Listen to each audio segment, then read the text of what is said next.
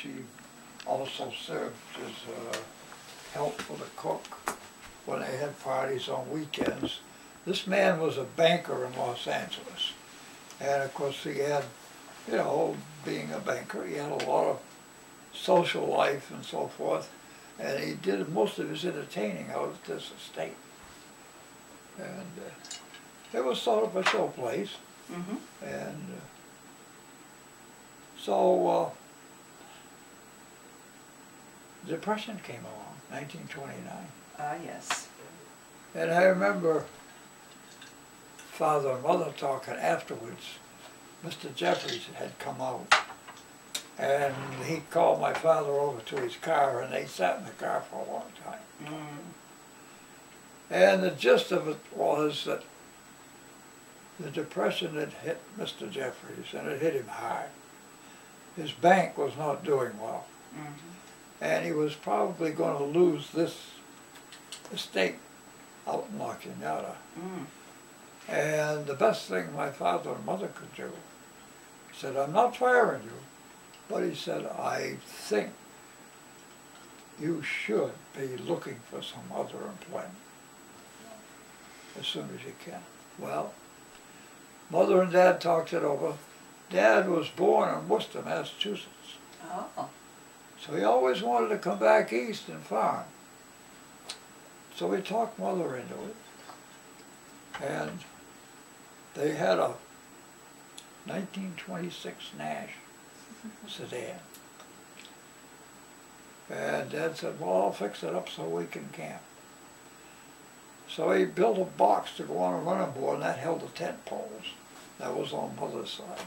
On the other driver's side, he mounted a felt-covered water can that you soaked with water when you filled it in the morning. As you drove down the road, the evaporation cooled the water in the can. Oh. It works very well. Is that right? Yeah, it worked out well. Yeah, it works very well. And then on the back, he built a trunk, and we kept our food in there. And then the tent was rolled up and packaged and put in the back seat alongside of me. And so the car was all rigged out to do these things. And we would drink off in the morning and drive until we got either to a campground or a place beside the road to camp. You just pull over and pitch the tent and camp. My goodness.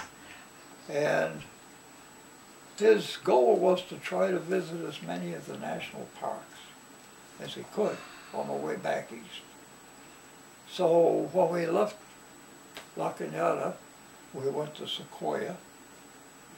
Then we went to Mount Shasta, and I had my 6th birthday on Mount Shasta. Oh my goodness, that's wonderful. Then we went to Seattle. We went to Yellowstone. We went to Glacier. And then we went up to Saskatchewan and visited my grandfather and grandmother and my mother's parents and families. And then we headed east. And we came all the way back through Nebraska, Iowa, and so forth.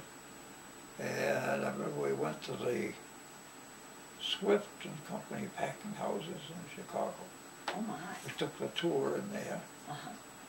We went to Niagara Falls. And of course we also took in Yellowstone and the Black Hills, Devil's Tower, Mount Rushmore, and we pretty much covered the big places of interest. I guess you did. What a trip. What an adventure for a 6-year-old, yeah. For anyone. My goodness. And it was about, I think, the 25th of August that we landed here in North Wilmot. And my father had made contact with a real estate agent over in Hopkins. I don't remember his name, Simons, I think his name. Mm. He was with the Strout Agency. Mm-hmm. And this farm was,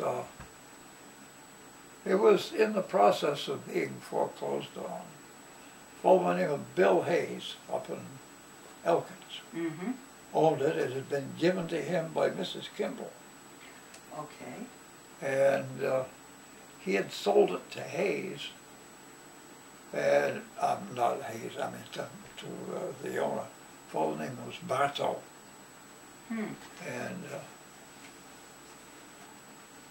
Bartow didn't have very good means of living, I guess.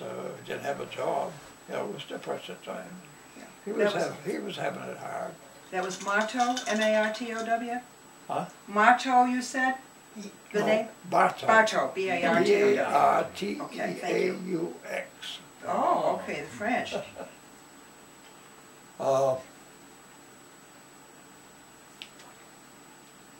So my parents agreed to buy the place for the magnificent sum of $3,000. My goodness.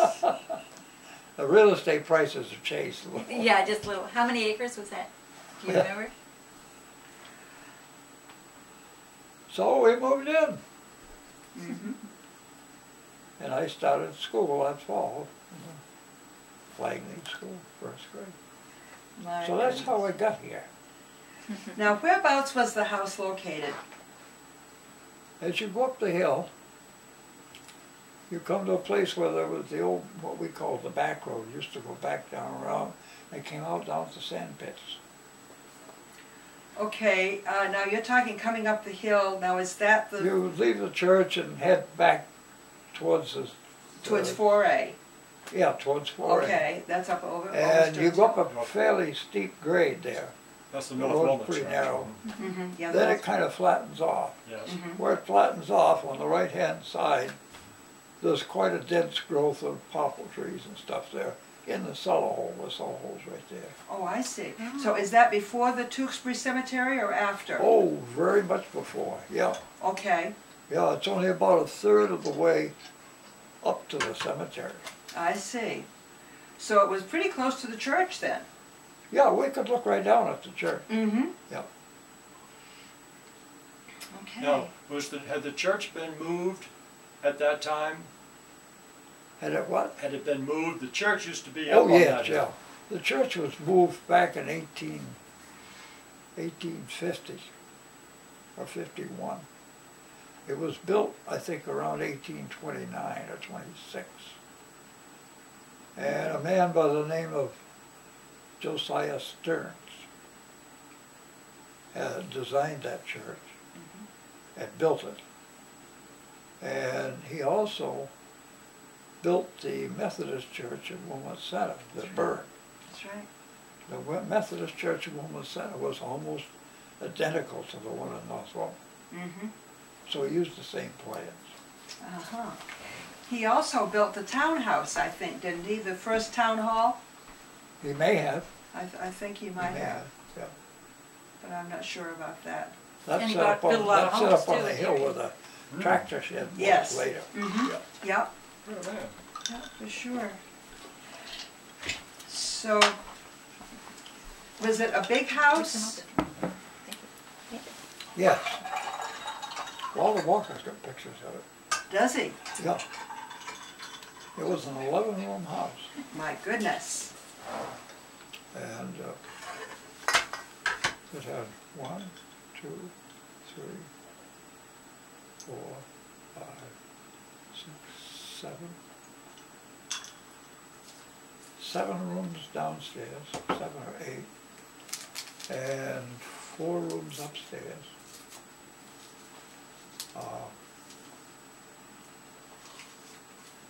There's a peculiar thing about that house. I still want to do some investigation, do some measuring on the foundations up there.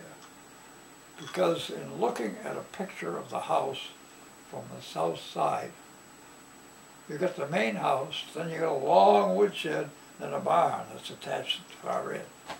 In this long woodshed, as it comes out from the house, there's a change in the roof line.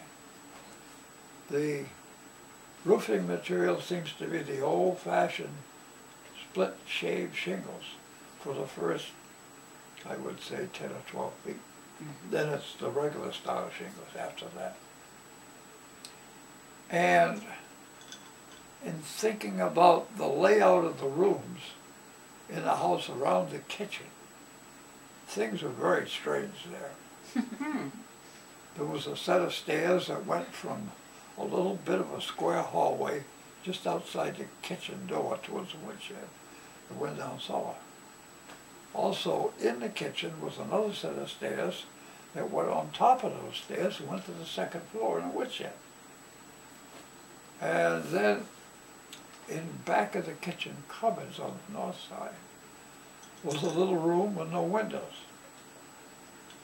And then next to it was another room that was kind of L-shaped. And that had one window. My goodness. So it was all kind of cut up in back there. Uh-huh.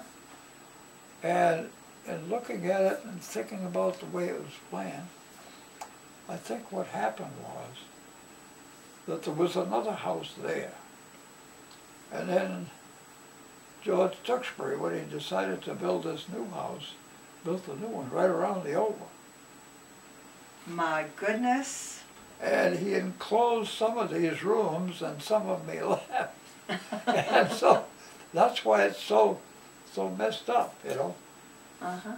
So George Tewksbury was the original or an owner of your house prior to Yeah, Mr. he was the last Tewksbury to live there. Okay, so they had that place and the Tewksbury house there at the top of the hill both? No. Oh, I'm sorry. No, Okay. that's the difference of the Tewksbury. Oh, all right. Do you want to go into Tewksbury family history? I don't know too much about it, unfortunately. I'm sorry. Well, a few skeletons. Okay. All right. We can leave them buried in the Tewksbury Cemetery if you'd prefer that. Doesn't matter. Okay. The first Tewksbury was Henry. Henry Tewksbury came from Ware, New Hampshire, Where? and he bought the farm from a fellow by the name of Jabez Morrow. Now, if you look in Wilmot history, Jabez Morrow shows up several different places in early Wilmot history. I take it that he must have been probably connected with the early grantees, and he was either an agent for them or something, because he was buying and selling a lot of different property. Well, anyway, Henry Tewksbury bought this property. There was, as near as I can find out, there was a set of buildings down in the southeast corner. The only thing that's left there now is a well.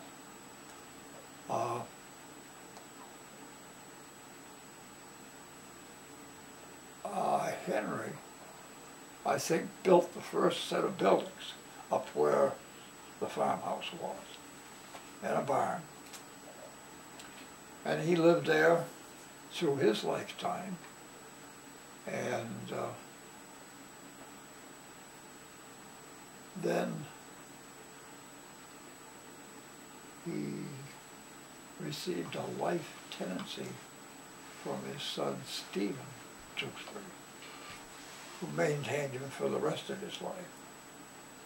Stephen Tewksbury was George Tewksbury's father, and the farm passed along to George Tewksbury somewhere around after 1865 or 1870. Okay. I think the buildings, the last set of buildings, was built around 1876, because George Tewksbury's daughter, Belle Pedrick, used to come visit in the summertime. And she used to tell about when she was a little girl that her father worked all one winter hewing out the timbers for the barn, and he had them all cut and marked and, you know, pegged or mortised and so forth to frame up in the spring when the weather got better so they could put the barn up. And she remembers them putting the barn up. My goodness. Now, Belle came to visit in the summertime. How old were you at that time? I was about this was in the 30s, I would 30s. probably been, 10-ish? yeah, 10 or 12 years old. Okay. 12, 13. All righty. She and her husband lived over in Bridgewater. There was a Lee Pedrick here in town who was Yes, her brother. That's right. Oh, that was her brother. Yeah, that was her Okay. brother-in-law. Fred Pedrick was her husband. Mm. They were caretakers on some estate up at Newfoundland Lake. I don't know just where it was or anything, but that's what they did. Mm-hmm. But she used to come every summer, you know, usually around Memorial Day or right afterwards to decorate the graves and stop and visit. So. Good, good. Now, she was the only Tewksbury that used to come back and visit during that time frame when you were a young man, No, or were there others? she had a brother, John.